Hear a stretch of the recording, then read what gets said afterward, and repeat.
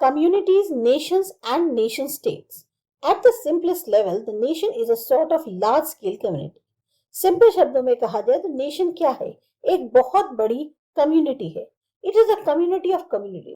बहुत सारे कम्युनिटीज को मिलाकर एक कम्युनिटी है. Member of the nation share the desire to be a part of the same political collectivity. जो मेंबर्स हैं नेशन के, उनकी ये एक इच्छा है कि वो जो है इस एक जो पॉलिटिकल कलेक्टिविटी है इसका ही हिस्सा हो. This desire for political unity usually expresses itself as the aspiration to form a state. अब यही जो एक डिजायर होता है पॉलिटिकल यूनिटी का, ये क्या दर्शाता है कि हमारी खुद की इच्छा है कि हम जो है एक स्टेट को बनाएं. In its most general sense the term state refers to an abstract entity consists of a set of political legal institutions claiming control over a particular geographical territory and the people living in it. अगर general sense में कहा जाए तो ये term state है, ये क्या refer करती है कि एक ऐसी एब्स्ट्रैक्ट एंटिटी है जिसमें एक सेट है पॉलिटिकल लीगल इंस्टीट्यूशंस का जो कि कंट्रोल क्लेम कर रहे हैं एक पर्टिकुलर ज्योग्राफिकल एरिया पर और उसमें जो है लोग रहते हैं. In Max Weber's well-known definition, a state is a body that successfully claims a monopoly of legitimate force in a particular territory. Max weber की जो वेल नोन डेफिनेशन है स्टेट को लेकर, उसमें उन्होंने बताया है कि स्टेट जो एक ऐसी बॉडी है जिसकी एक तरह से जो सक्सेसफुली तौर पे क्लेम करती है कि एक लेजिटिमेट फोर्स जो है वो पर्टिकुलर टेरिटरी में रहती है. A nation is a peculiar set of community that is easy to describe but hard to define. Nation जो है एक ऐसी कम्युनिटी है, खास तरह की कम्युनिटी है जिसको डिस्क्राइब करना आसान है पर डिफाइन करना मुश्किल है. We know and can describe many specific nations founded on the basis of common cultural, historical and political institutions like a shared religion, language, ethnicity, history or regional culture. हमें ये पता है और हम कई सारे ऐसे खास नेशंस को डिस्क्राइब भी कर सकते हैं जो कि इसी आधार पर कि कॉमन कल्चरल, हिस्टोरिकल या पॉलिटिकल इंस्टीट्यूशंस जैसे रिलीजन, लैंग्वेज, एथनिसिटी, हिस्ट्री और रीजनल कल्चर के आधार पर बने हैं. But it is hard to come up with any defining features, any characteristics that a nation must possess. लेकिन इस एक खास तरह के फीचर्स हैं, उनको डिफाइन करना मुश्किल है, यानी कुछ पर्टिकुलर कैरेक्टरिस्टिक जो उस नेशन की है. For example, there are many nations that do not share a single common language, religion, ethnicity and so on. अब इसी तरह से बहुत सारे ऐसे नेशंस हैं जिनकी अपनी एक कॉमन लैंग्वेज नहीं है, रिलीजन नहीं है, एथनिसिटी नहीं है.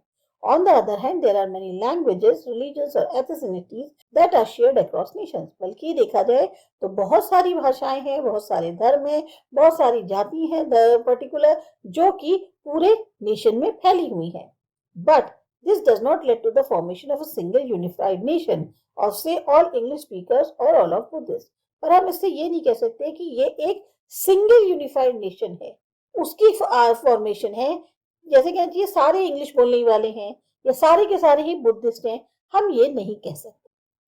How then can we distinguish a nation from other kinds of communities such as an ethnic group, a religious community or regional defined community? अब कैसे हम एक नेशन को और जो तरह की कम्युनिटीज हैं उनसे अलग कर सकते हैं, जैसे या सेपरेट कर सकते हैं, डिस्टिंग्विश कर सकते हैं. जैसे एथनिक ग्रुप हैं जो कि आधारित होते हैं एक कॉमन ओरिजिन पे, या कम्युनिटीज होती हैं लैंग्वेज की, कल्चर की. उसी तरह से रिलीजियस कम्युनिटी या रीजनली डिफाइंड कम्युनिटी से हम कैसे उसको डिफरेंशिएट कर सकते हैं. Conceptually there seem to be no harder distinction. ऐसा नहीं लगता कि कोई हम ज्यादा फर्क कर सकते हैं. Any of the other types of communities can one day form a nation. और जितनी तरह की कम्युनिटीज हैं वो एक दिन एक नेशन बना सकती हैं. Conversely, no particular kind of community can be guaranteed to form a nation. या हम एक पर्टिकुलर कम्युनिटी की गारंटी नहीं कर सकते कि वो नेशन बना ले. The criterion that come closest to distinguishing a nation is the state. सबसे जो क्लोजेस्ट क्राइटेरिया आता है जिससे हम एक नेशन को अलग कर सकते हैं, सेपरेट कर सकते हैं, वो है एक state. Unlike the other kind of communities mentioned before, nations are communities that have a state of their own. और कम्युनिटीज की अगर के जैसे नहीं, जिनका जिक्र पहले किया गया है, नेशंस जो है वो कम्युनिटीज हैं जिनके खुद के स्टेट होते हैं. That is why the two are joined with a hyphen to form the term nation state. इसीलिए इन दोनों को एक हाइफन के साथ जोड़ा गया है ताकि एक टर्म बन सके nation state. Generally speaking, in recent times there has been one-to-one bond between nation and state. One nation, one state, one nation. अभी कुछ ही पहले के समय से एक 1-to-1 बॉन्ड रहा है नेशन और स्टेट के बीच में, वन नेशन वन स्टेट या one state one nation. But this is a new development, पर एक नया ही डेवलपमेंट है। It was not true in the past that a single state could represent only one nation. ऐसा पहले नहीं था कि एक सिंगल स्टेट जो है एक नेशन को रिप्रेजेंट कर सकता है, और that every nation must have its own state, her nation का अपना एक स्टेट होना चाहिए। For example, when it was in existence, the Soviet Union explicitly recognized that the people it governed were of different nations and more than 100 such internal nationalities were recognized. अब example के तौर पे जब Soviet union existence में था तो उसने ये पहचान करी कि बहुत सारे जो लोग जिस पे वो रूल कर रहा है वो अलग अलग नेशंस के हैं, और 100 से ज्यादा इंटरनल नेशनैलिटीज हैं जिनकी पहचान की गई। Similarly, people constituting a nation may actually be citizens or residents of different states. इसी तरह से जो सारे लोग एक मिलकर नेशन बनाते हैं वो एक्चुअल में नागरिक हो सकते हैं, रहने वाले हो सकते हैं अलग अलग स्टेट्स के। For example, there are more Jamaicans living outside Jamaica than in Jamaica, that is the population of non resident Jamaicans exceed that of resident Jamaicans. अब जैसे जमैकन्स जो हैं जो जमैका से बाहर रहते हैं वो ज्यादा हैं बजाय जमैका के अंदर जो लोग रहते हैं। इसी तरह से कहने को जो नॉन रेजिडेंट जमैकन्स हैं उनकी पॉपुलेशन कहीं ज्यादा है रेजिडेंट जमैकन्स के मुकाबले। A different example is provided by the dual citizenship law. इसी तरह से एक और एग्जांपल है डुअल सिटीजनशिप लॉ का, दोहरी नागरिकता जिसे कहते हैं। These laws allow citizens of a particular state to also simultaneously be citizens of another state. अब इस कानून के हिसाब से एक पर्टिकुलर स्टेट के जो सिटीजन्स हैं वो दूसरे स्टेट के भी सिटीजन्स हो सकते हैं। Thus, to cite one instance, Jewish Americans may be the citizens of Israel as well as the USA. अब जैसे जो Jewish Americans हैं वो इजराइल के भी नागरिक हैं और यूएसए के भी। They can even serve in the armed forces of one country without losing their citizenship in the other country. वो जो armed forces हैं एक कंट्री की उसमें भी अपनी सर्विस दे सकते हैं बिना अपनी सिटीजनशिप खोए दूसरी कंट्री से। In short, today it is hard to define a nation in any way other than to say that it is a community that has succeeded in acquiring a state of its own. आज बहुत मुश्किल है nation को किसी और तरीके से define करना या कहना, बजाय ये ज्यादा सही है कि वो एक कम्युनिटी है जिसको सफलता मिली है एक अपना खुद का स्टेट एक्वायर करने में। Interestingly, the opposite has also become increasingly true.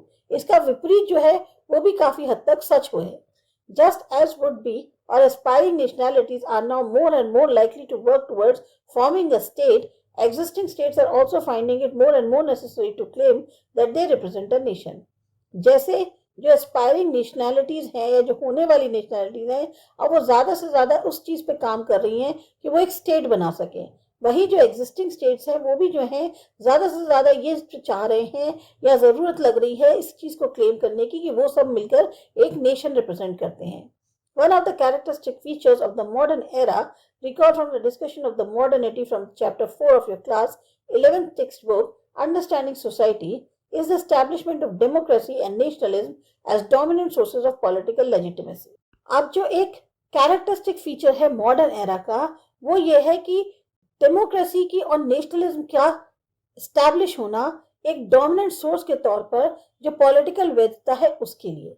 This means that today the nation is the most accepted or proper justification for a state, while the people are the ultimate source of legitimacy of the nation.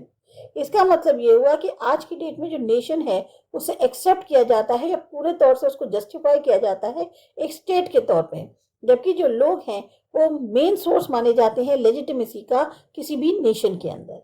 In other words, states need the nation as much as even more than the nation needs the state. दूसरे शब्दों में कहा जाए तो state को nation की जरूरत है और उससे कहीं ज्यादा नेशंस को स्टेट की जरूरत है। But as we have seen in the preceding paragraphs, there is no historically fixed और logically necessary relationship between a nation state and the varied forms of community that it could be based on. अभी हमने जैसे पिछले paragraphs में देखा, historical तौर पे कहीं भी कोई चीज फिक्स्ड नहीं है, ना लॉजिकल तौर पे जरूरी है। जो रिलेशनशिप एक नेशन स्टेट और जो अलग अलग फॉर्म्स ऑफ कम्युनिटी के बीच में जिस पर यह आधारित है, this means there is no predetermined answer to the question. इसका मतलब है पहले से कोई निर्धारित आंसर नहीं है इस सवाल का। How should the state, the part of the nation state, treat the different kinds of community that make up the nation part? कैसे एक स्टेट जो कि नेशन स्टेट का हिस्सा है वो अलग अलग समुदायों को ट्रीट करता है जो मिलकर जो है एक नेशन का हिस्सा बनते हैं. As shown in the box 6.2, which is based on the UNDP report of 2004 on culture and democracy, most states have generally been suspicious of cultural diversity and have tried to reduce or eliminate it. अभी 6.2 में जो है UNDP की एक report दी गई है 2004 की cultural और डेमोक्रेसी पे. उसमें ज्यादातर स्टेट्स जो है जनरली शंकित होते हैं कल्चरल डाइवर्सिटी को लेकर और उसको कम या खत्म करने की कोशिश करते हैं. However, there are many successful examples, including India, which shows that it is perfectly possible to have a strong nation state without having to homogenize different types of community identities into a one standard type. बहुत सारे ऐसे सफल examples हैं जिसमें India का भी example शामिल है कि एक जो है परफेक्टली पॉसिबल है कि एक स्ट्रॉन्ग नेशन स्टेट बन सके बिना किसी अलग अलग कम्युनिटी की पहचानों को होमोजेनाइज करके एक स्टैंडर्ड टाइप में बनाने की. Threatened bye community identities, state try to eliminate cultural diversity. Historically, states have tried to establish and enhance their political legitimacy through nation building strategies. ज्यादातर स्टेट्स जो है अपनी बनाने की कोशिश करते हैं, बढ़ाने की कोशिश करते हैं. जो राजनीतिक तौर पे वैधता है वो नेशन बिल्डिंग स्ट्रेटजी की मदद से. They sought to secure the loyalty and the obedience of the citizens through policies of assimilation or integration. अब वो सिक्योर कैसे करते हैं जो लॉयल्टी है या ओबीडियंस है लोगों की, उनके नागरिक की, तो ऐसे में वो एसिमिलेशन और इंटीग्रेशन की नीतियां बनाते हैं. Attaining these objectives was not easy, especially in the context of cultural diversity, where citizens, in addition to their identification with their country, might also have a strong sense of identity with their community. अब इन objectives को हासिल करना इतना आसान नहीं है, खास तौर से कल्चरल डाइवर्सिटी के संबंध में, जहां सिटीजन जो हैं वो अपनी पहचान जो कंट्री के साथ साथ है, एक स्ट्रॉन्ग सेंस ऑफ आइडेंटिटी उनकी अपनी कम्युनिटी के साथ भी होती है, चाहे वो एथनिक हो, रिलीजियस हो, लिंग्विस्टिक हो या फिर कुछ और. Most states feared that the recognition of such difference would lead to social fragmentation and prevent the creation of harmonious society. ज्यादातर स्टेट्स जो हैं इस चीज को लेकर डरते हैं कि इस तरीके की अगर रिकॉग्निशन होगा तो उससे जो है एक सोशल फ्रेगमेंटेशन होगा, यानी सामाजिक तौर पे टूट जाएंगी चीजें और फिर एक हार्मोनियस सोसाइटी नहीं बन पाएगी. In short, such identity politics was considered a threat to state unity. इस तरह की जो पहचान वाली जो पॉलिटिक्स है ये एक तरह का खतरा है स्टेट की एकता के लिए. In addition, accommodating these differences in politically challenging. और इन सारे डिफरेंसेस को एक साथ कर लाना ये भी बहुत ज्यादा चैलेंजिंग है. So many states have resorted to either suppressing these diverse identities or ignoring them on political domain. So ज्यादातर स्टेट्स में क्या हो रहा है कि या तो इस तरह की जो अलग अलग पहचान है इनको दबा दे रहे हैं, खत्म कर दे रहे हैं या फिर इग्नोर कर रहे हैं पॉलिटिकल डोमेन के अंदर. Policies of assimilation, often involving outright suppression of the identities of ethnic, religious or linguistic group, try to erode the cultural differences between groups.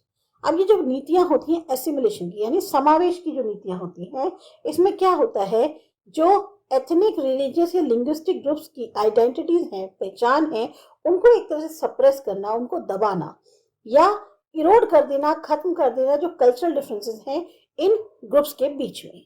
Policies of integration seek to assert a single national identity by attempting to eliminate ethno-national or cultural differences from the public and political arena by allowing them in the private domain. जो integration की policy है, अखंडता की जो policy है, उसमें क्या है कि एक सिंगल नेशन की पहचान होनी चाहिए और उसको कैसे करने के लिए वो जो एथनो, नेशनल या कल्चरल डिफरेंसेस उनको खत्म करने की कोशिश करी जाती है पब्लिक और पॉलिटिकल एरिया से, जबकि प्राइवेट डोमेन में उसको अलाउ करते हैं. Both sets of policies assumes a singular national identity. और दोनों ही जो सेट्स हैं पॉलिसीज के ये मिलकर एक, जैसे कहना चाहिए, या एज्यूम करते हैं एक सिंगुलर नेशनल आइडेंटिटी को. Assimilationist and integrationist strategies try to establish singular national identities through various interventions like. अब कैसे ये जो है एक सिंगुलर नेशनल आइडेंटिटी को एस्टैब्लिश करते हैं अलग अलग इंटरवेंशंस के through. Centralizing all power to forums where the dominant group constitutes a majority and eliminating the autonomy of a local or minority groups. सारी पावर्स जो हैं वो सेंट्रलाइज कर दी जाती हैं फोरम्स को, साथ ही साथ जहां पर डोमिनेंट ग्रुप्स होते हैं जिनकी मेजॉरिटी होती है, और एलिमिनेट कर देते हैं जहां ऑटोनॉमी लोकल और माइनॉरिटी ग्रुप्स की होती है. कहने का मतलब ये है कि अगर ज्यादा डोमिनेंट ग्रुप है जिसकी मेजॉरिटी है वहां पर पावर्स को सेंट्रलाइज कर दिया जाता है ताकि वो फोरम्स को मिल जाती हैं पावर्स, ताकि जो है इनका दबदबा ना रहे। दूसरा, अगर लोकल या माइनॉरिटी ग्रुप्स की ऑटोनॉमी है तो उसको खत्म कर देते हैं। Imposed a unified legal and judicial system based on the dominant group's traditions and abolishing alternative systems used by other groups.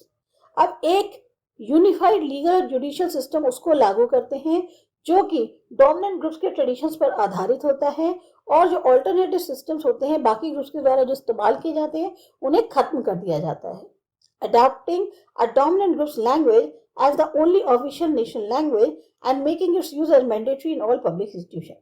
जो डोमिनेंट ग्रुप है उसकी लैंग्वेज को ऑफिशियल नेशनल लैंग्वेज के तौर पर अडॉप्ट किया जाता है और मैंडेटरी कर दिया जाता है सारे पब्लिक इंस्टीट्यूशंस में, मतलब वही जो है सब लोग फॉलो करेंगे। Promotion of the dominant group language and culture through national institutions including state control media and educational institution. अब ये जो डोमिनेंट ग्रुप की लैंग्वेज है या जो इसका कल्चर है इसको प्रमोट करना नेशनल इंस्टीट्यूशंस के थ्रू, इसमें स्टेट कंट्रोल मीडिया और एजुकेशनल इंस्टीट्यूशंस भी शामिल हैं। Adoption of state symbols celebrating the dominant group's history, heroes and culture, reflected in such things as choice of national holidays और naming of streets etc. Adoption करना जो state symbols हैं जिसमें dominant groups की जो history है, वहाँ के उनके heroes हैं, culture हैं, उनको बहुत ज़्यादा highlight करना, और ऐसी चीज़ों में जो choice है national holidays की या naming of the streets जो हैं वो आपको देखने को मिलेंगी कि जो particular नाम है वो किसी एक डोमिनेंट सोसाइटी के होंगे या कुछ होगा, उनके नाम पे हॉलीडे होंगी। Scissor of lands, forest and fisheries from minority groups and indigenous people and declaring them national resources. जो भी लैंड है, फॉरेस्ट है, फिशरीज है, माइनॉरिटी ग्रुप से उनको ले लेना और फिर उनको जो है या इंडिजिनस लोग जो होते हैं उनसे ले लेना और फिर उसको डिक्लेयर कर देना कि ये जो है नेशनल रिसोर्सेज हैं। Box 6.2 speaks of assimilationist and integrationist policies. अभी हमने 6.2 में देखा कि एसिमिलेशनिस्ट और इंटीग्रेशनिस्ट पॉलिसीज कैसी होती हैं। Policies that promote assimilation are aimed at persuading, encouraging और forcing all citizens to adopt a uniform set of cultures and values and norms. जो पॉलिसीज एसिमिलेशन को प्रमोट करती हैं यानी समावेश को प्रमोट करती हैं, उनका मेन काम होता है मनाना, प्रोत्साहित करना, जबरदस्ती करना हर नागरिक को कि वो अडॉप्ट करे एक यूनिफॉर्म सेट जो कल्चरल वैल्यूज और नॉर्म्स का है। These values and norms are usually entirely और largely those of the dominant social group. अब ये जो वैल्यूज हैं, ये जो नॉर्म्स हैं, ज्यादातर बड़े बड़े डोमिनेंट सोशल ग्रुप्स के होते हैं। Other non-dominant or subordinated groups in society are expected or required to give up their own cultural values and adopt the prescribed ones. जो नॉन डोमिनेंट या सबऑर्डिनेट ग्रुप्स है समाज में, उनसे एक्सपेक्ट किया जाता है, उनसे कहा जाता है कि आप अपनी खुद की जो कल्चरल वैल्यूज हैं उनको छोड़ दीजिए, जो हम प्रिस्क्राइब करने को कह रहे हैं उनको करिए। Policies promoting integration are different in style but not in overall objective. अब पॉलिसीज जो इंटीग्रेशन को, अखंडता को प्रमोट करती हैं, उनका स्टाइल डिफरेंट है पर ओवरऑल उनका ऑब्जेक्टिव भी अलग नहीं है। They insist that the public culture should be restricted to a common national pattern. इनका जोर क्या होता है कि जो पब्लिक कल्चर है वो सीमित हो जाए एक कॉमन नेशनल पैटर्न में, while all non-national cultures are to be relegated to a private sphere, जबकि जो नॉन नेशनल कल्चर्स हैं उन सबको जो है प्राइवेट स्फीयर में डाल दिया जाए। In this case too there is a danger of dominant group culture being treated as national culture. अब यहाँ पर भी इस केस में देखा जाए तो खतरा क्या है कि जो डोमिनेंट ग्रुप का कल्चर है उसी को नेशनल कल्चर माना जाता है। You can probably see what the problem is by now. अब आपको समझ में आ गया कि समस्या क्या है। There is no necessary relationship between any specific form of community and the modern form of the state. कहीं कोई रिलेशनशिप नहीं है एक खास तरह की जो कम्युनिटी है उसमें, ये फॉर्म जो है कम्युनिटी की उसमें, या फिर जो मॉडर्न फॉर्म स्टेट की उसमें। Any of many bases of community identity like language, religion, ethnicity and so on may or may not lead to the nation formation. There are no guarantees. कोई भी जितने इतने सारे जो आधार है कम्युनिटी पहचान के, इनमें से आधे शायद या एक भी नहीं नेशन फॉर्मेशन को लीड कर सकता है, कहीं कोई गारंटी नहीं है।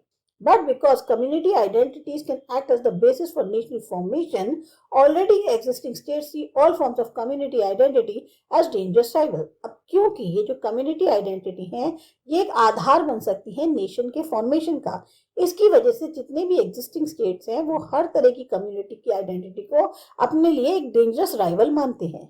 That is why states generally tend to favor a single homogeneous national identity in the hope of being able to control and manage it. इसी वजह से जो स्टेट्स है वो जनरली एक सिंगल होमोजीनियस नेशनल आइडेंटिटी को ज्यादा फेवर करते हैं, क्योंकि उन्हें ये ऐसे में उम्मीद होती है कि उसे कंट्रोल भी कर पाएंगे और मैनेज भी.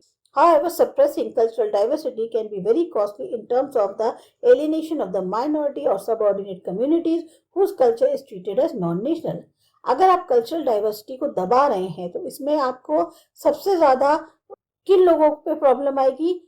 माइनॉरिटी पे या सब ऑर्डिनेट कम्युनिटीज पे. एक तरह से वो तो खत्म ही हो जाएंगी या अलग ही हो जाएंगी, क्योंकि उनके कल्चर को नॉन नेशनल ट्रीट किया जा रहा है.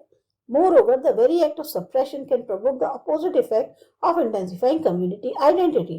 अगर आप इस तरह से किसी को दबाएंगे तो इसका उल्टा असर भी हो सकता है कि कम्युनिटी आइडेंटिटी बहुत ज्यादा भड़क जाए. So encouraging or at least allowing cultural diversity is a good policy from both the practical and the principled point of view. तो बढ़ावा देना या एटलीस्ट अलाउ करना कल्चरल डाइवर्सिटी को, ये अपने आप में एक बहुत अच्छी नीति है प्रैक्टिकली और प्रिंसिपल पॉइंट ऑफ व्यू से.